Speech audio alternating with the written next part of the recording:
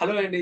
ఈరోజు మనం ఈ క్లాస్ లో 2.4 లెసన్ నెంబర్ ఈ క్లాస్ లో స్టాక్ మార్కెట్ లో ట్రేడింగ్ ఎలా జరుగుతుంది అనేది జస్ట్ మీకు ఎక్స్ప్లెనేషన్ అయితే ఇవ్వడానికి అయితే ప్రయత్నిస్తాను. స్టాక్ మార్కెట్ లో షేర్లు కొనడం అమ్మడం ప్రక్రియను మనం ట్రేడింగ్ అంటాం. సో ట్రేడింగ్ అంటే ఏంటి? సింపుల్ గా మన స్టాక్ మార్కెట్ లో షేర్లు కొనడం అండ్ అమ్మడం ప్రక్రియను మనం ట్రేడింగ్ అనేది అయితే అంటాం. ఇది చాలా సులభమైంది, కానీ కొన్ని ముఖ్యమైన దశలలో జరుగుతుంది. ఇది చాలా సులభమైంది, కానీ కొన్ని ముఖ్యమైన దశలలో జరుగుతుంది. ఎగ్జాంపుల్ ఏంటంటే మనకి ఖాతాలు తెరవడం అంటే మొదటగా పెట్టుబడిదారులు ట్రేడింగ్ ఖాతా మరియు డిమాట్ ఖాతా అనేది అయితే తెరవాలి.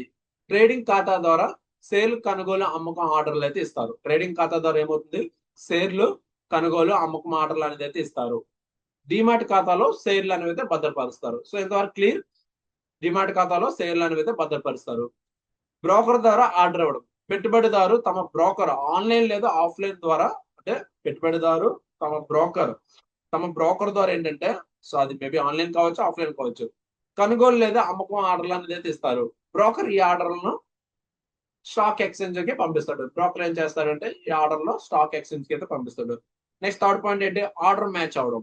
అంటే స్టాక్ ఎక్స్చేంజ్ లో కొనుగోలు చేయాలనుకున్న వ్యక్తి పెడుతున్న బిడ్ వేలం, అంటే ధర, మరియు అమ్మాలనుకునే వ్యక్తి అడిగే ధర, ఆస్క్ సరిపోతే ఈ ఆర్డర్లు అనేవి అయితే మ్యాచ్ అవుతాయి. దాని ద్వారా ఏమవుతుంది? లావాదేవీ అనేది అయితే జరుగుతుంది. సో దాని ద్వారా ఏమవుతుంది? లావాదేవీ అనేది అయితే జరుగుతుంది. So third point order match అవడం అంటే స్టాక్ ఎక్స్చేంజ్ లో కొనుగోలు చేయాలనుకునే వ్యక్తి పెడుతున్న బిడ్ ఏదైతే ఉందో, బిడ్ ప్రైజ్, అమ్మాలనుకునే వ్యక్తి అడిగే ధర, అంటే ఆస్క్ ప్రైస్ కానీ సరిపోతే ఆర్డర్లు మ్యాచ్ అవుతాయి. దాని ద్వారా ఏమవుతుంది? లావాదేవీ అనేది అయితే మనకి జరుగుతుంది. నెక్స్ట్ మనకి ఈ ఫోర్త్ పాయింట్ ఏంటంటే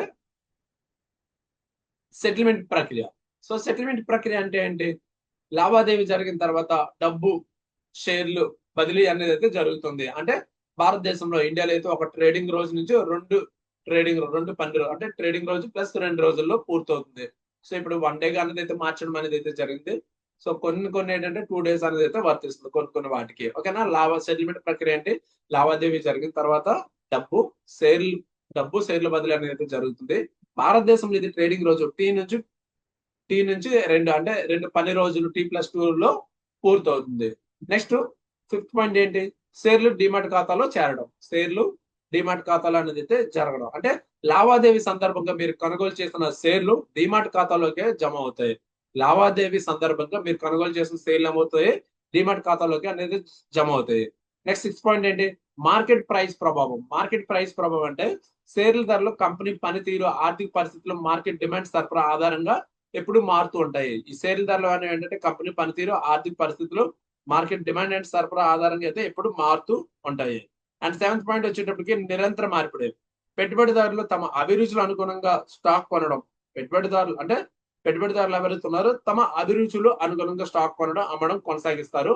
సో దాని ద్వారా ఏమవుతుంది? మార్కెట్ అనేది అయితే సక్రమంగా అనేది అయితే పని చేస్తుంది. మార్కెట్ అనేది మనకి సక్రమంగా పని చేస్తుంది.